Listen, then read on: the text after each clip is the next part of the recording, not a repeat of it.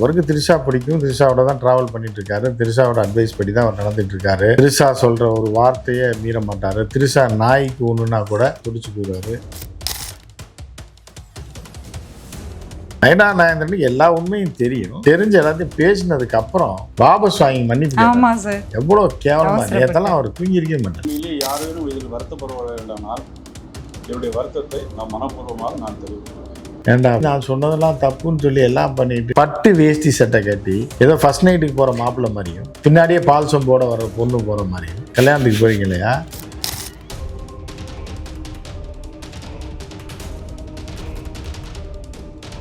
ஒரே காரில் பட்டு வேஷ்டி சட்டை கட்டி இப்போதான் தாலி கட்டிட்டு இவங்க 2 பேரும் வந்து கோயிலில் தாலி கட்டிட்டு வந்து இந்த கல்யாணத்துக்கு வர மாதிரி வர்றாங்க அப்படின்னா அப்போ இவனை நம்பி பின்னாடி போகிறாங்க அப்படின் போது இது எல்லாமே தற்கொலை கூட்டம். தலைவனே தற்கொலைன்றது தான் நம்ம ஆரம்பத்துலேருந்து சொல்லியிருக்கோம். தஞ்சையில் போய் பேசினார் லாஸ்டா, நான் விவசாயம் அடுத்த ஜென்மம் ஒன்று இருந்தால் நான் விவசாயா தான். இப்போ தான் உயிரோட தானே இருக்க, விவசாய டக்குன்னு அழுது போட்டு வீடெல்லாம் வித்துட்டு தஞ்சாவூரில் இடம் வாங்கி விவசாயம் பண்ண வேண்டியதானே? உனக்கு எதுக்கு அடுத்த ஜென்மம்? நீ அடுத்த ஜென்மத்திலே வந்து இருக்கவன் தாலியை போட்டு அறுப்பியா?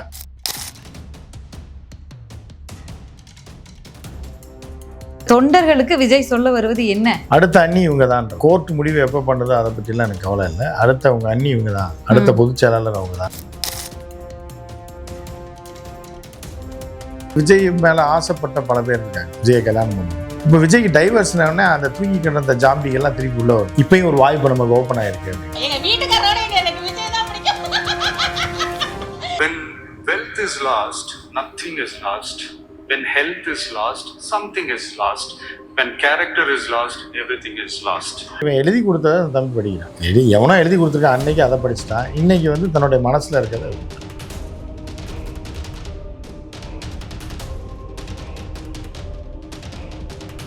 அரசியல் அன்கட் நேயர்களுக்கு வணக்கம். நிகழ்ச்சியில் சிறப்பு விருந்தினராக ஃபர்ஸ்ட் லைன் ஆசிரியர் மூத்த பத்திரிகையாளர் உமாபதி கிருஷ்ணன் இணைந்திருக்கிறார். பேசலாம். வணக்கம் சார், எப்படி இருக்கீங்க? நல்லா இருக்கேன். என்ன சார், நம்மலாம் வந்து விமர்சனங்கள் நீங்கள்லாம் பண்ணிட்டு இருந்தீங்க, நாங்களாம் கேள்விகளாக கேட்டுட்டு இருந்தோம். இதெல்லாம் ஒரு பேருதவியாக ஆன மாதிரி இப்போ ஒரு செய்தி, ஒரு காணொலியை பார்த்தோம். ஒரு அரசியல் கட்சி தலைவர் ஒரு விமர்சனம் வருது, கேரக்டர். ராகுலா இல்லை சார், அரசியல் கட்சி தலைவர் யாரை சொல்றீங்க? தமிழக வெற்றி கழகத்தினுடைய தலைவர் விஜய். தற்கொலையை போய் நீங்க அரசியல் கட்சி தலைவர் ஆரம்பிச்சு 2 வருஷம் ஆயிருக்கு. ஆமா, ஆரம்பிச்சிட்டாரு, நடத்திட்டு இருக்காரு. ஒரு கேரக்டர் சம்பந்தமான ஒரு விமர்சனம் வருது. அந்த நேரத்துல தொண்டர்கள் வந்து உணர்ச்சி வசப்படக்கூடிய தொண்டர்கள் அவருக்கு வாய்த்திருப்பது. ஸோ அப்படி இருக்கும்போது எப்படி இது பண்ணுவது சரியா தப்பான்னு தெரியாம ஒரு பொது நிகழ்வுல உறுதிப்படுத்துற மாதிரி வந்துட்டு போயிருக்காரு திரிஷாவை கூப்பிட்டு. உங்களுடைய கருத்து என்ன? இதில் நம்ம என்னம்மா கருத்து சொல்கிறோம்? அவருக்கு திரிஷா பிடிக்கும், திரிஷாவோட தான் ட்ராவல் பண்ணிட்டு இருக்காரு, திரிஷாவோட அட்வைஸ் படி தான் அவர் நடந்துட்டு இருக்காரு. திரிஷா சொல்கிற ஒரு வார்த்தையை மீற மாட்டார். திரிஷா நாய்க்கு ஒன்றுனா கூட பேயாக்கு துடிச்சு போயிடுவார். நேராக அந்த இடத்துல அடுத்த ஸ்பாட்டில் இருப்பார். இது எல்லாமே நம்ம சொல்லலை, இது எல்லாமே சொல்கிறது எல்லாருக்குமே தெரிஞ்சுது. ஒரு கல்யாணத்துக்கு போகிறாங்க பாம்பேக்கு. அப்படி இருக்கும்போது சரி தனி ஃப்ளைட்டில் போகிறதுக்கு ஒரு ஃப்ரெண்டு வாடகைக்கு ஒரு ஃப்ளைட் எடுத்துட்டோம், கூப்பிட்டு போகிறது இல்லையா? அது எல்லா இதுலேயும் இருக்கும். அது கூட பெருசாக தெரியல. ஆனால் நயினார் நாயந்திரன் பாவமா என்னன்னா அவருக்கு எதையோ எடுத்து அவரே அடிச்சுக்கிற மாதிரி தான் இப்போ. நயினார் நாயந்திரனுக்கு எல்லா உண்மையும் தெரியும். தெரிஞ்ச எல்லாத்தையும் பேசினதுக்கு அப்புறம் வாபஸ் வாங்கி மன்னிப்பு எவ்வளோ கேவலமாக நேரத்தெல்லாம் அவர் தூங்கியிருக்கவே மாட்டார். ஏண்டா பொய் நான் சொன்னதெல்லாம் தப்புன்னு சொல்லி எல்லாம் பண்ணிட்டு இதெல்லாம் கொடுத்துட்டு பட்டு வேஷ்டி சட்டை கட்டி ஏதோ ஃபர்ஸ்ட் நைட்டுக்கு போகிற மாப்பிள்ளை மாதிரியும் பின்னாடியே பால் சொம்போட வர பொண்ணு போகிற மாதிரியும் கல்யாணத்துக்கு போறீங்க இல்லையா? அப்போ நான் என் மனசு எவ்வளோ புண்படும். நான் சொன்ன உண்மையை எத்தனை பேரை வச்சு அடித்து மாதர் சங்கங்கள்லாம் வந்து நீ ஒரு தலைவரான்னு சொல்லி திமுக வேற கண்டனம். இதுல இது வேற யார் வானதி சீனிவாசன்லாம் ஃபோன் பண்ணி சொல்லியிருக்காங்க, எப்படி ஒரு பெண்ணை பேசுனது வருத்தமா இருக்கு அப்படி. அப்ப எல்லாத்தையும் என்னை கோமாளி ஆக்கி விட்டீங்களா? நான் ஏற்கனவே யாருக்குடா பாவம் பண்ணேன்? நான் ஏற்கனவே அண்ணாமலை இருந்து என்னை போட்டு ராவடிச்சது போதும். சரி நானா ஒரு அரசியல் பண்ணலாம்னு எடுத்து ஒரு பரபரப்பை கிளப்பி விட்டா எனக்கு ஃபோனை போட்டு நீங்க இப்படி பேசலாமா நீ நேர மன்னிப்பு கேட்க வச்சிங்க.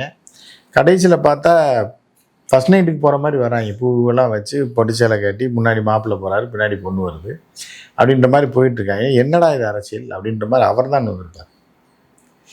இப்போ பெரிய பாதிப்பு வந்து நயினார் நாயந்திரனுக்கு தான். விஜய் அவர்களுடைய ஃபேமிலி கிடையாது. அவங்க ஃபேமிலிக்கு எதுக்கு? டைவர்ஸ்லாம் அப்ளை பண்ணியிருக்காங்க. ஏற்கனவே தெரியும்லம்மா, அவங்க அம்மாவுக்கும் தெரியும், அவங்க அப்பாவுக்கும் தெரியும். ம். தெரியும் போது சரி புது பொண்ணு வந்திருக்கு அப்படின்னு அப்போ அவங்க வந்து கலந்துக்க முடியல. வேற கல்யாணம்னாலும் அவங்க வர முடியல, சொல்லாமல் போயிருப்பாப்புல திடீர்னு. ஸோ அதனால அவங்க சந்தோஷம் தான் படுவாங்க. அவங்க அம்மா அப்பா டைவர்ஸ் ஆகிறதுக்கு முன்னாடி ரெடி பண்ணிட்டான் பாரு பையன் அப்படின்னு. புரியுதாங்க? எல்லாரும் டைவர்ஸ் ஆனதுக்கப்புறம் தான் இன்னொரு பொண்ணை பார்த்தா கல்யாணம் பண்ணோன்னு அப்படி ஃபார்மாலிட்டிக்கு நடிப்பாங்க. நம்ம பையன் எல்லாத்துலேயுமே ஃபாஸ்ட்டாக இருக்கான். ஏற்கனவே இருந்ததை திருப்பி கொண்டு வந்துட்டான் பாரு. அவங்க பூரிச்சிருப்பாங்க 2 பேரும் பார்த்து. என்ன ஜோடி பொருத்தம் பார்த்தா எப்படி நடந்து வராங்க பாருங்க. என் பையன் பட்டு வேஷ்டி சட்டையில் எவ்வளோ அழகாக இருக்கான், அந்த பொண்ணு எவ்வளோ அப்படியே ஜொலிக்குது. என் பையன் அதுதான் அன்றைக்கே சொன்னான், 20 வயசில் கதாநாயகி ஆகிறது பெருசு கிடையாது, 20 வருஷமாக கதாநாயகி ஆகிறது தான் பெருசு. அதுதான் இந்த இளவரசி திரிஷா அப்படின்னு சொல்லி யார் என் பையன் அன்றைக்கே சொன்னான், விழா மேடையிலே சொன்னான். இன்றைக்கி அந்த இளவரசி வந்து கிழவரசி ஆனாலும் பரவாயில்ல அப்படின்னு சொல்லி கூட வச்சுருக்காங்கன்ற போது அது பெருமையாக தான் பார்ப்பாங்க. இப்போ தொண்டர்களுக்கு விஜய் சொல்ல வருவது என்ன? அண்ணி அடுத்த அண்ணி இவங்க விஜய் அவர்கள் மியூட்லயே தான் இருப்பார். அவர் எப்பயும் அப்படிதான் இருப்பாரு, இந்த விஷயத்துலயும் அப்படிதான் இருக்காரு. நைனார் விஷயத்துல கூட த்ரிஷா கமெண்ட் பண்ணப்ப கூட விஜய் மௌனமா தான் இருந்தாரு. இப்போ வந்து பொதுவெளியில கூட்டிட்டு வந்து உண்மைதான் மௌனமா இல்லாம என்ன பண்ண முடியும்? இதன் மூலியமா தொண்டர்கள் இனிமே தெரிந்து கொள்ள வேண்டியது என்ன?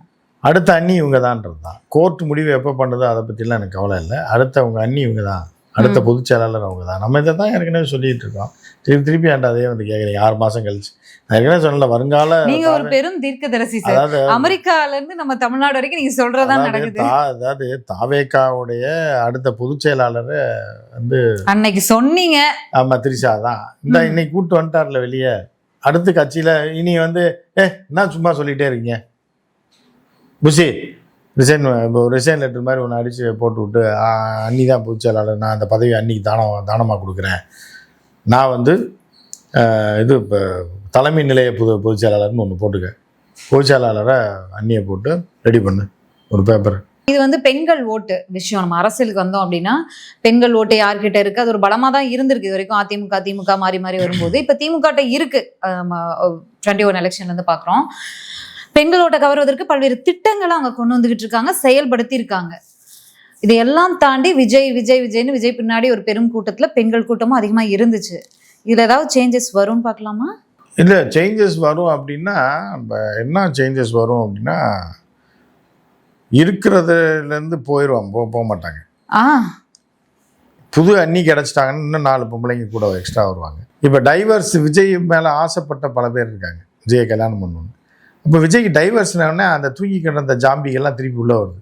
இப்போயும் ஒரு வாய்ப்பு நமக்கு ஓப்பன் ஆகிருக்கு அப்படின்னு அப்படியே ஒரு கூட்டம் இருக்குது. ஸோ அது வந்து என்னென்னா இருக்கிறதுக்குள்ளேயே தான் அது மாறி வந்துட்டு தான் இருக்கும். ஜாம்பினப்போ சங்கீதா அவர்கள் நம்ம பேச வேணாம்னு நினைக்கிறேன். திரும்ப அங்கே அவங்க கூட வந்து அரேஞ்ச் மேரேஜ் கிடையாது, இப்படி ரசிகையா இருந்து இப்படி வந்தவங்க. அதுதான் எல்லாரும், அதாவது கண் முன்னாடியே எல்லாருக்கும் தெரியுது ஒரு ரசிகை வந்து கல்யாணம் பண்ணிச்சு, அதோட நிலைமை எப்படி இருக்கும்போது இவங்க என்னன்னா அதெல்லாம் ரசிகை நம்ம கல்யாணம் பண்ணி வாழணுன்றதுலாம் கிடையாது. புரியுதாங்க? விஜய் மேலே உள்ள கிரேஸு அவ்வளோதான். அது என்ன ஏதாவது நடந்தால் பரவாயில்ல, சந்தோஷம் இருக்கும். அந்த ஆட்கள் தான் நிறையா இருக்காங்க. 60-70% பெண்கள் இருக்கு. கேரக்டரை பற்றி விஜய் அவர்கள் வந்து ஒரு மேடையில் பேசினதை நான் உங்களுக்கு காட்டணும் அப்படின்னு நினைக்கிறேன். இப்போ வைரல் ஆகிட்டு இருக்கக்கூடிய ஒரு When wealth is lost, nothing is lost. When health is lost, something is lost. When character is lost, everything is lost. புரியுதா? இப்போ வந்து இது வந்து இவன் எழுதி கொடுத்ததை தம்பி படிக்கிறான். எவனோ எழுதி கொடுத்துருக்கான், அன்னைக்கு அதை படிச்சுட்டான், இன்னைக்கு வந்து தன்னுடைய மனசில் இருக்கிறத வெளிப்படுது, வேற ஒன்றும் இல்லை. அப்போ வந்து எவ்வளோ பெரிய தற்குறிகள் கூட இருப்பாங்க. அவனே சொல்கிறான் கேரக்டர் லாஸ் ஆச்சுன்னா எல்லாமே லாஸ்ன்னு சொல்லி, திருப்பி அவனே தான் கேரக்டர் லாஸ் வேலையை பண்ணுறான். இருக்கிற பொண்டாட்டி டைவர்ஸே பண்ணாமல் இன்னொருத்தையை கூப்பிட்டு கல்யாணத்துக்கு போகிறான், பட்டு சேலை பொண்ணு மாப்பிள்ள மாதிரி. கேஷுவலாக போகிறதுன்றது வேறு. அந்த அம்மா ஒரு காரில் வருது, இது ஒரு காரில் வருது, இப்போ வெயிட் பண்ணுறேன் நான் 2 பேரும் சேர்ந்து பார்க்கலான்றது வேறு. ஒரே காரில் பட்டு வேஷ்டி சட்டை கட்டி இப்போ தான் தாலி கட்டிட்டு இவங்க 2 பேரும் வந்து கோயிலில் தாலி கட்டிட்டு வந்து இந்த கல்யாணத்துக்கு வர மாதிரி வர்றாங்க அப்படின்னா, அப்போ இவனை நம்பி பின்னாடி போகிறாங்க. அப்படிங்கும்போது இது எல்லாமே தற்குறி கூட்டம். தலைவனே தற்குறின்றது தான் நம்ம ஆரம்பத்துலேருந்து சொல்லிட்டு இருக்கோம். தலைவனும் தற்குறி, அவனை பின்பற்றணும், அப்புறம் தற்குறியாக தான் இருப்பான், அடிவாளியாவாக இருப்பான்.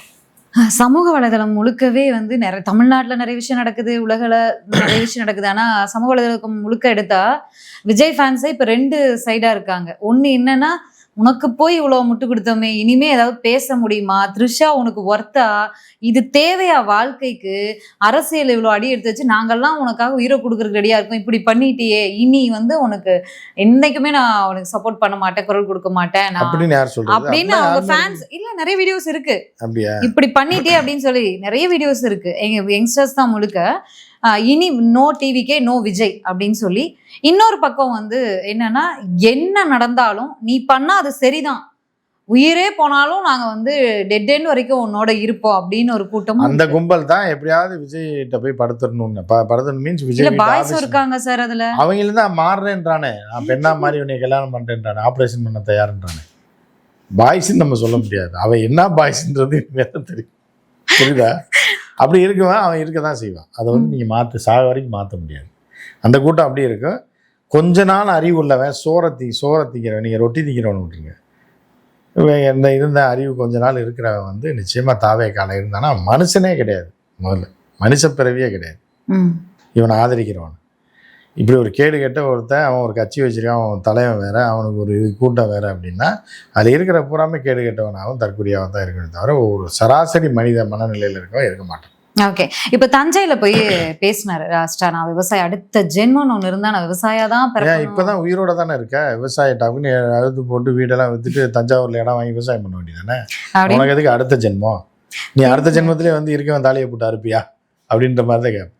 இப்போ வீடை போட்டு இப்போ தஞ்சாவூரில் ஒரு நல்ல வீடை கட்டு, ஒரு 100 ஏக்கர் வாங்கி இருக்கிற காசில் ஒன்றும் பெரிய உனக்கு தான் ஏகப்பட்ட காசு இருக்கு. 100 ஏக்கர் உன்னால் பண்ண முடியாது, ஏன்னா நீ சுற்றி கூட வர முடியாது. ஒரு 25 ஏக்கர் வாங்கி விவசாயம் பண்ணு பார்ப்போம், ஒரு பேருக்குனாலும் பண்ணு.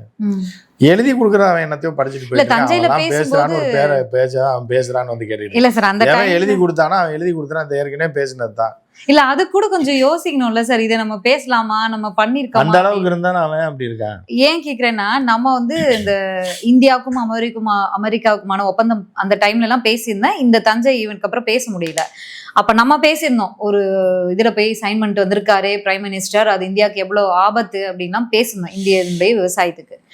அது நியூஸ் எல்லாம் படிச்சிருப்பாரா? ஏன்னா தஞ்சையில போய் விவசாயம் ஆறான்ல, அப்ப வருவான். இந்த ஜென்மத்துல கவலைப்பட மாட்டாரா விவசாயம்? ஜென்மத்துல வந்து அமெரிக்காவுக்கு பச்சை துண்டெல்லாம் போட்டிருந்தாரே சார். அதான் ஊரை ஏமாத்துறது தான், விவசாயம் எல்லாம் கேனையன்னு நினைச்சிட்டான் போல. அவன் லூசு பயமா. இந்த ஈவெண்ட்டுக்கு போறதுக்கு முன்னாடி தான் இந்த டிவர்ஸ் விஷயத்த சங்கீதா அவர்கள் ஓபன் பண்றாங்க. தஞ்சைக்கு போறாரு. அதுக்கப்புறமா அந்த டைம்ல தஞ்சை போறதுக்கு முன்னாடி நாள் வந்து த்ரிஷா அவர்கள் ஒரு ட்வீட் போடுறாங்க. என்னன்னா, உலகமே என்ன பேசினாலும் பரவாயில்ல, உலகமே எதிர்த்தாலும் பரவாயில்ல, நீ ஸ்ட்ராங்கா என்னைக்கும் நான் உன்னோட இருப்பேன் அப்படின்னு ஒரு ட்வீட் போடுறாங்க. இதெல்லாம் நம்ம ஆமா, அதுதான் அங்கே டைவர்ஸே ஆகுது, நோட்டீஸே இஷ்யூ ஆகுது. அது நான் என்ன சொல்கிறேன்னா, நீ எவ்வளோட வேணாலும் போ, டைவர்ஸ் பண்ணிவிட்டு இவ்வளோ கல்யாணம் பண்ணிட்டு பாட்டுக்கு ஒரே வீட்டில் கூப்பிட்டு வச்சு எதுக்கு 2 வீடு வேஸ்ட்டாக? அவங்க அம்மாவையும் கூப்பிட்டு ஒரு ரூமை கொடுத்தா அது பாட்டுக்கு மாடியில் இருக்கும், நீங்கள் 2 பேரும் ஒன்றா இருக்க வேண்டியதானே? அது எதுக்கு நீ மறைமுகமாக சட்டத்துக்கு புறம்பாக பண்ணுற? அதுதான் அவனுக்கு பாதுகாப்பு ஏன் தனியாக வச்சிருக்க, கூப்பிட்டு வீட்லேயே வச்சிட வேண்டியதானே? இல்லை சார், தமிழ்நாட்டு பெண்கள் பாதுகாப்பு பற்றியெல்லாம் அவர் பேசுகிறாரு. அவெல்லாம் பேசுகிறதெல்லாம் நான் இருக்கேன், விஜய் பேசுகிறதெல்லாம் எடுத்து நீங்கள் வராதிங்க. ஏன்னா வேறு ஏதாவது வேணா கேளுங்க. விஜய் பேசுகிறதெல்லாம் எவனோ எழுதி கொடுக்குறது, எதையோ இந்த இடத்துல வாந்தி எடுப்பான், அந்த இடத்துல வாந்தி எடுப்பான், என்ன சரக்கு அடித்தானா அந்த சரக்கு தான் வாந்தியில் வரும்ன்ற மாதிரி தான். அடுத்த நாள் வேறு சரக்கு அடிக்கும். விஜய் பேசுகிறதெல்லாம் ஒரு இதுன்னு சொல்லி நீங்கள் யார்ட்டையும் போய் கேட்காது. சீரியஸாக ஒரே ஒரு கேள்வி லாஸ்ட், பெண்கள் ஓட்டு அவருக்கு போகுமா? இல்லை மானம், வெக்கம், ரோசம், மான ஈனம் உள்ள பெண்கள் சத்தியமாக ஓட்டு போட மாட்டாங்க விஜய்க்கு. அதுதான் வந்து இருக்கும். நீங்கள் இப்படி இவங்கெல்லாம் போடுறாங்க அப்படின்னா அது வேற. ஓகே சார், நன்றி, மீண்டும் பேசுவோம்.